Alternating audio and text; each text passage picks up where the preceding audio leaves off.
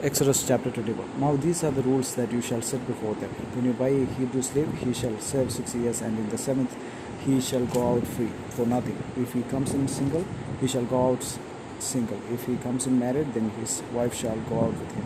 If his master gives him a wife, and she bears him sons or daughters, the wife and her children shall be her master's, and he shall go out alone. But if the slave plainly says, I love my master, my wife, and my children, I will not go out free, then his master shall bring him to God, and he shall bring him to the door or the doorpost, and his master shall bore his ear through with an awl, and he shall be his slave forever. When a man sells his daughter as a slave, she shall not go out as the male slaves do. If she does not please his master, who has designated her for himself, then he shall let her be redeemed. He shall have no right to sell her to a foreign people, since he has broken faith with her. If he designates her for his son, he shall deal with her as with a daughter. If he takes another wife to himself, he shall not diminish her food, her clothing, or her marital rights. And if he does not do these three things for her, she shall go out for nothing, without payment of money. Whoever strikes a man so that he dies shall be put to death. But if he do not lie in wait for him, but God let him fall into his hand, then I will appoint for you a place to which he may flee.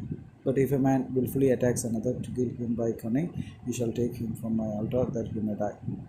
Whoever strikes his father or his mother shall be put to death. Whoever steals a man and sells him, or anyone found in possession of him shall be put to death. Whoever curses his father or his mother shall be put to death.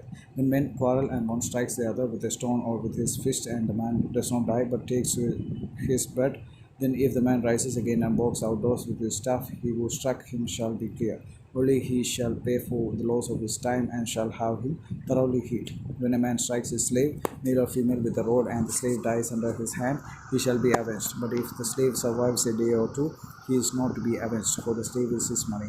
When men stray together and hit a pregnant woman, so that her children come out, but there is no harm, the one who hit her shall surely be fined, as a woman's husband shall impose on him, and he shall pay as the judges determine. But if there is harm, then you shall pay life for life, eye for eye, tooth for tooth, hand for hand, foot for foot, burn for burn, wound for wound, stripe for stripe. When a man strikes the eye of his slave, male or female, and destroys it, he shall let the slave go free because of his eye.